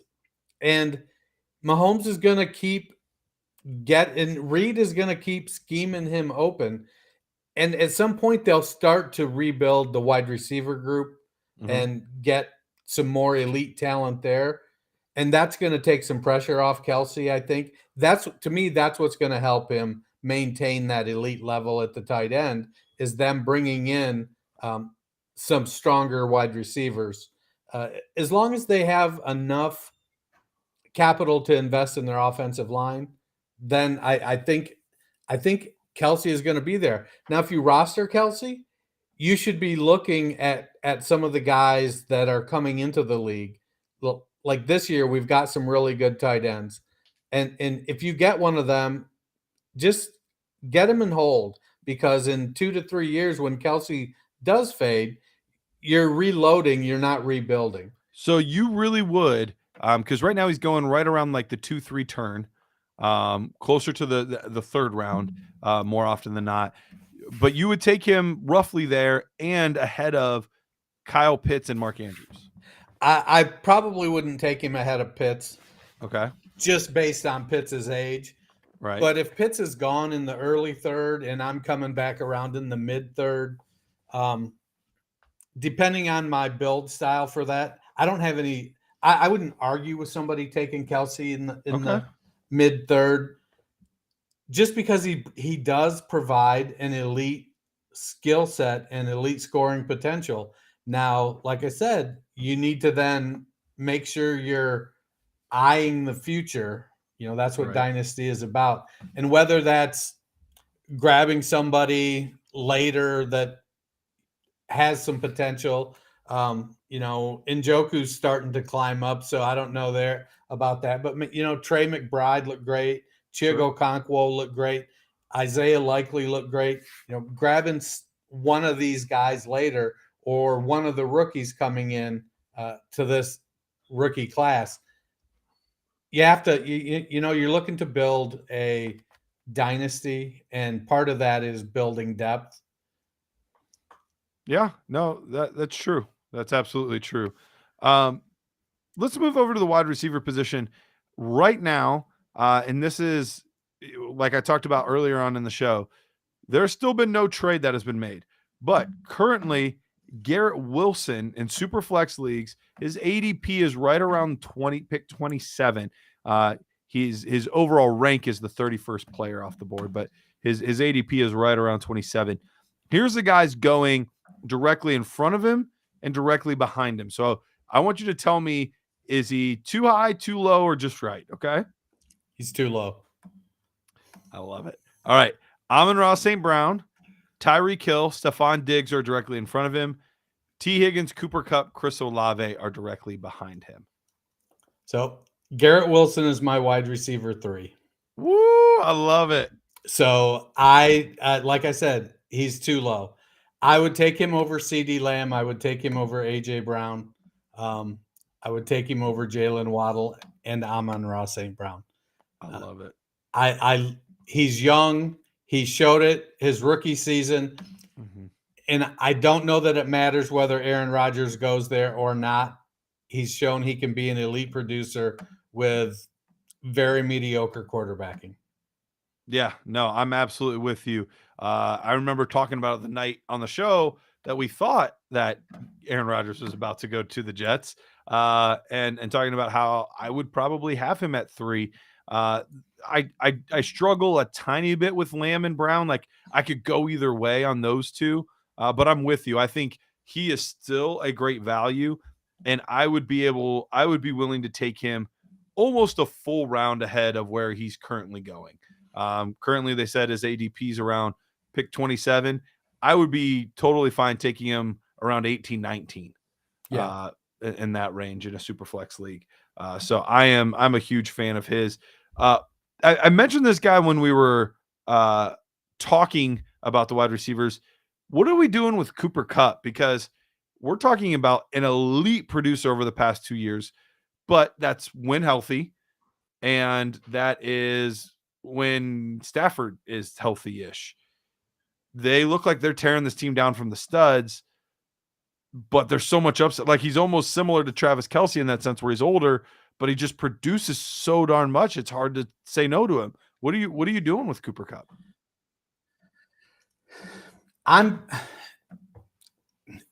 I'm more nervous about Matthew Stafford's injury status and coming back than I am, say, Garrett Wilson's poor quarterback play. It does feel like the Rams are tearing it down, and that makes me a little bit nervous. Back issues are no joke. Back issues have ended a lot of NFL players' careers, and that's what Stafford has been having. He's had back issues going back to his days in Detroit. He's a really good quarterback and has a great connection with Cooper Kupp. I'd be taking guys like Olave and Metcalf and maybe even Jackson Smith and Jigba over him. Those are the guys that are directly behind him. Mm-hmm. It's one of those things. If I'm drafting 10 teams, I'm probably taking those other guys 6 out of 10 times. Mm-hmm. I'm still going to take some Cooper Kupp. He's still really good. I expect him to bounce back from his injury, even at, what is he, 29, 30? I think he's 28. 30. I believe he's 30. Yeah. So I think he's going to bounce back just fine. But, there is a point where, he's a contender buy is how I see him. Sure. I think he's got the same shelf life as maybe Travis Kelce, Mm-hmm. but not necessarily the separation amongst his peers that Kelce has. And that's why I would move him down a little lower. No, that's a great point, and I agree with that overall. I would have him a little bit lower as well. So one running back that doesn't seem to have moved much despite big news that happened in free agency, and you're the perfect person to ask this because you're a fan of this team. So right now we see DeAndre Swift. His ADP is 43, and he's right after Javonte Williams, right before Nick Chubb and Ramondre Stevenson. Would you be considering moving down Swift at all with this news of Montgomery coming there, or are you still believing in the talent and you're just not going to worry about it? They've got him at running back 13. I think when we did our running back show a couple of weeks ago on the Fantasy Football Roundtable, I think I had him in the 18 or 19 range. Okay. I love the talent, but there's clearly a message being sent. Montgomery is steady Eddie. He's not going to break off a 50-yard run or 60-yard run like Swift does, but he's going to regularly get you 10. Yeah. And he's a little bit bigger. He can probably a little stronger in the end zone. Swift is good. He's a good pass catcher, works well in space, but I don't think they're going to – I don't think they are in a rush to re-sign him or extend him once he hits free agency. And Montgomery, while being super boring, is going to eat into those. I don't think Montgomery gets the touchdown volume Jamal Williams does, but he could very well put up the yards and carries if Swift gets injured again. And if he doesn't, there's going to be a pretty clear split. Mm-hmm. So this one is baffling to me. I'm going to be honest, Dennis. So help me make sense of it, because right now I get he had an amazing combine. He just had his pro day today, and there's a lot to gush over with this player. But right now, if you want to take Anthony Richardson, you're using the last pick of the second round or the first pick of the third round to take Anthony Richardson. That scares the tar out of me, because if I'm in a startup, I really got to make sure my first 3 to 4 rounds are solid. Like, mistakes in the first 3 or 4 rounds will set you back years. Do you have enough confidence in Anthony Richardson to take him this high? So I did a startup a couple years ago. Uh-huh. And I took Trevor Lawrence at the 103. Okay. His rookie season. Yep. So now Richardson is not nearly the polished prospect that Trevor Lawrence was. Correct. However, he has much more athletic upside than Trevor Lawrence, who's a pretty good athlete. Sure. Better. He's probably in the top half of athletic quarterbacks in the league. Absolutely. But at 24 is too high for me. If I'm taking him at the Look 2, at you. 3, You tricked me there. I thought you were going to say you were in. No, he's a perfect productive struggle quarterback. Sure. If you're going to bet on, I'm going to suck my first year, and maybe you trade your first, but you keep your second or your third. So you take him at that turn because, well, I'm not planning to really play him this season anyways. Maybe that's why you draft him there. For me, I think there's just too much development that needs to happen. Mm-hmm. I've seen several analysts that have said, he's not as good a passer as Justin Fields was coming out. Correct. And Fields has had to do substantial work, and we'll see what happens going into year 3 now with him. I mean, he improved over the course of last year with really not much in the way of weaponry. But yeah, at 24 for Anthony Richardson, I mean, let's say it's a super flex league, and so you're taking a quarterback early. Maybe you take, Mahomes or Allen at the 101, and at the 2-3 turn, you decide to take Richardson, you're probably going to have to take your third quarterback earlier than many people are taking third quarterbacks, maybe before some are taking their second, because Richardson is not likely to play a lot this year. Yeah, I'm totally with you, Dennis. It scares me. Okay. I mean, you may even have to throw like a Sam Howell in towards the end just to make sure you've got a third quarterback. Sure. In case something you're guarding yourself against injury. And that Absolutely. feels like maybe a waste of resources there at the end. Absolutely. This was a situation that I was touching on in the beginning of the show. We've had some more developments with the 49ers quarterback situation, and I remember you and I kind of talking about it during the playoffs on how weird the situation was. How could you pull Purdy after what he's done? And then the hand injury happened and all of that. We haven't heard anything about Lance. Like, it just doesn't sound like he's in their plans. It's odd that he's not even being brought up. So I don't know if that means there's potential trades in the works or what's going on. But right now, he's quarterback, what is that, 15, 16 off the board with an ADP of 45. So he's being taken early fourth round. With what we know right now, would you feel comfortable taking him even close to that range? Or are you just kind of waiting back and you're going to take Brock Purdy at pick 115 or 111 or whatever it is? So I headed into the offseason thinking that 49ers management was going to have a quote-unquote competition and their thumb was going to be on the scale for Trey Lance. Sure. And Bob Harris was like, everybody I was on an AMA with Bob Harris, and he said, hey, everybody I've talked to said, they love Brock Purdy, and if he's healthy, he's the guy. And I'm like, well, Bob Harris is substantially closer to people in the know than me.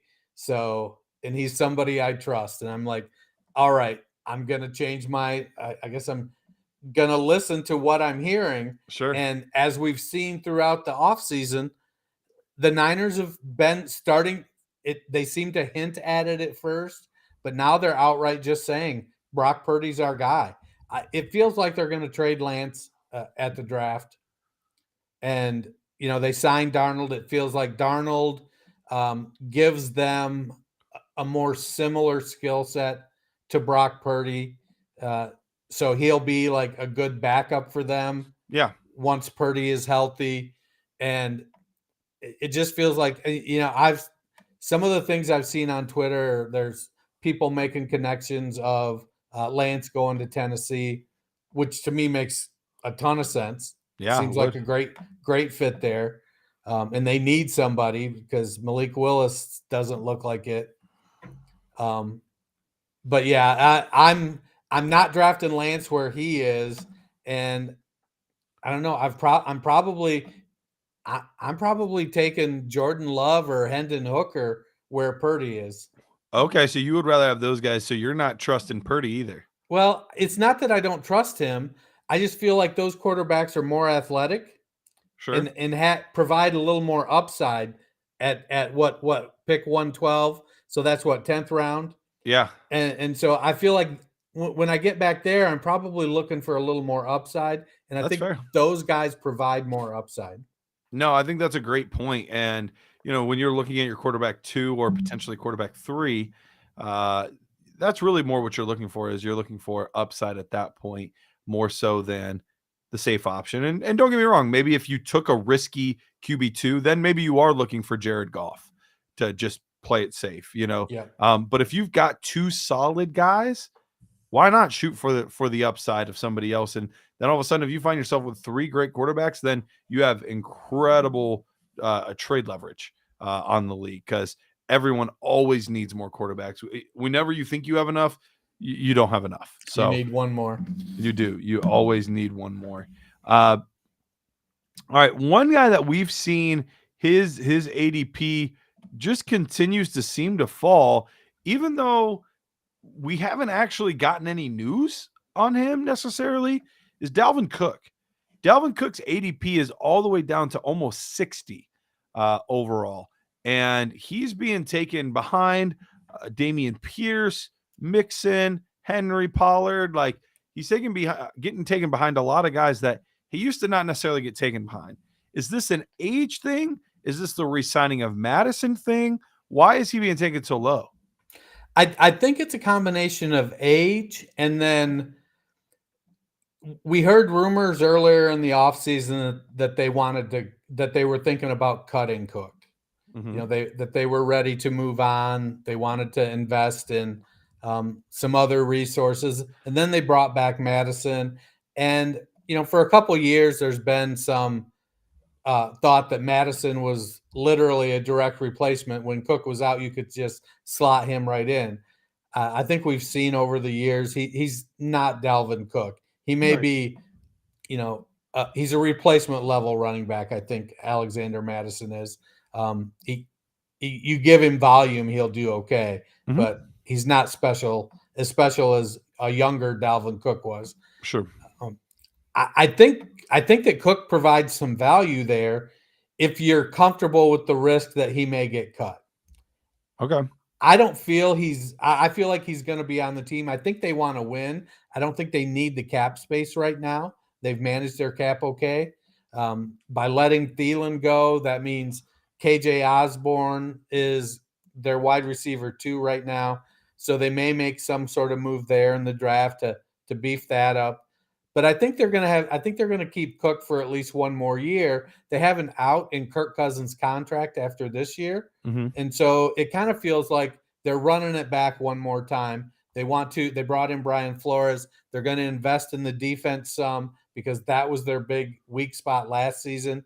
So they're going to run this offense back and see if they can improve the defense and make a run in the playoffs. Yeah, makes a lot of sense. When you're in startups, because this ADP is obviously based around startups, where are you typically at with rookie receivers? Because you know Jackson Smith and Jigba is obviously real high, but Jordan Addison and Quentin Johnston, they found themselves in a very interesting range of players. So I'm going to give you the range of players, and tell me if you like that player or don't like that player in that range. So Jordan Addison, the 3 players directly in front of him, Christian Watson, Michael Pittman Jr., Jameson Williams. The 3 directly behind him, Chris Godwin, George Pickens, Treylon Burks. Does that feel like the right range for Jordan Addison for you? Too high, too low? So Addison is I struggle with his evaluation right now because he didn't test great at the combine. Right. But when you look at his tape, man, he was phenomenal. And so it's like, do I believe my eyes or do I believe the numbers? And he looked so good. Now, another issue I have is I'm team big wide receiver. Sure. And Addison's 179 pounds or something. Yeah. Not a big now guy. He's 5'11", so I think there's a little bit of room to add 10 pounds or so and not lose any speed. He's a good route runner. But I don't know that he has the separation skills as a slot receiver that, say, Jackson Smith and Jigba does. Okay. And at 5'11", 180 pounds, I don't know how much he'll be able to win on the outside. So that concerns me a little bit. But his tape looks great. I mean, his Pittsburgh tape and his USC tape, he looked great all over the field. And to me, that I don't know that I would want him.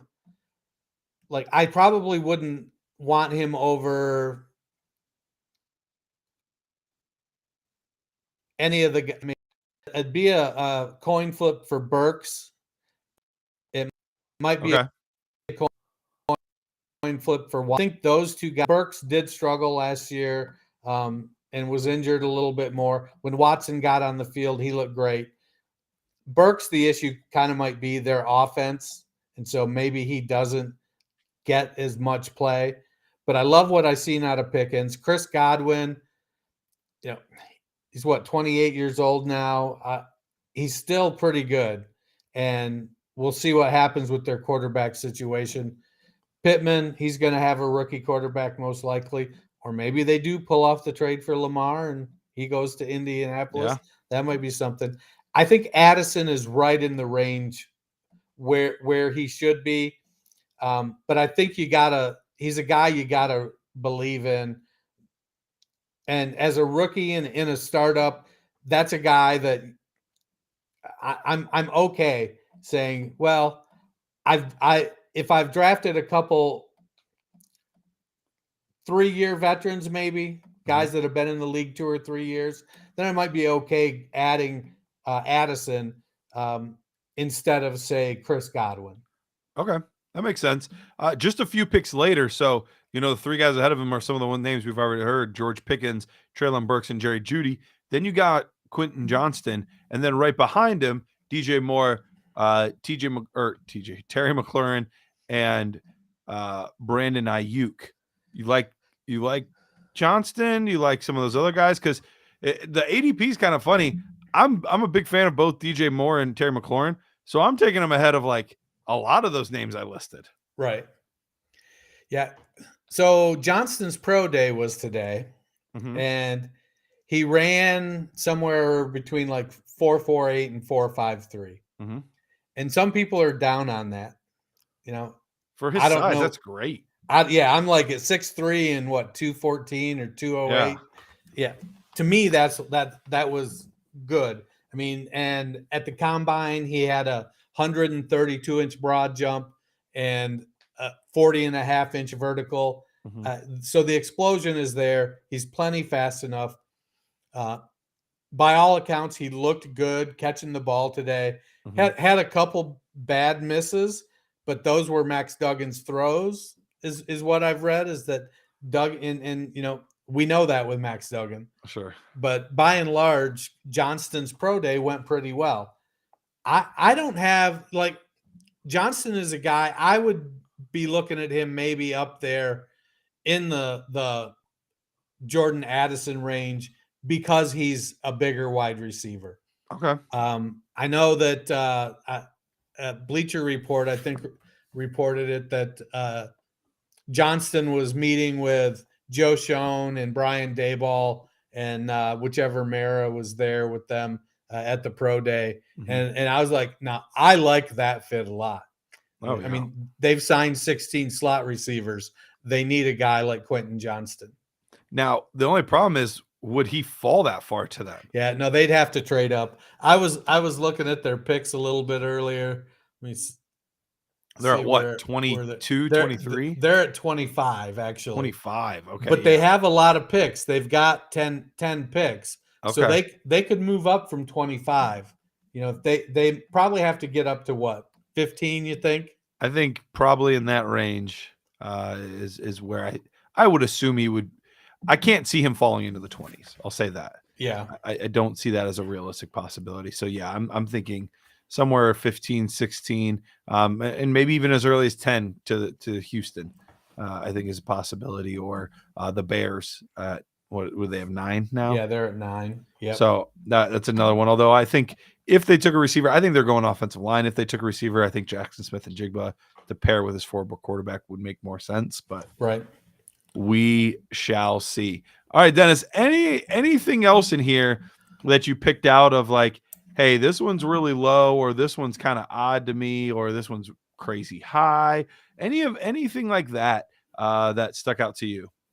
So on the tight end, so the one that sticks out to me at tight end is Michael Mayer. Okay. So he's at pick 92, but that's tight end. Let's see. 7, 8? Tight end 9. 9, okay. So, but like Darren Waller's behind him, David Njoku, Evan Ingram, Greg Dulcich. You skipped Cole Kmet, but I won't hold it against you. Yeah, because he probably should be ahead of Kmet.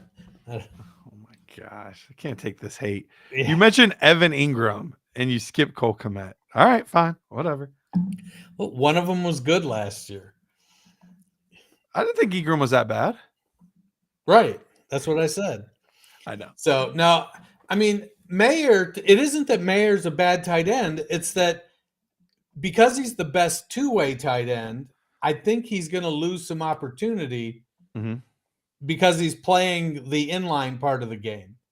To me, so when we talk about tight end, there's like that top tier of about 4 or 5 tight ends, and then that second tier of about 15 tight ends. Right. And to me, Mayer seems like he's towards the middle to back of that versus Evan Ingram, who's probably more towards the front of that tier 2 of tight ends.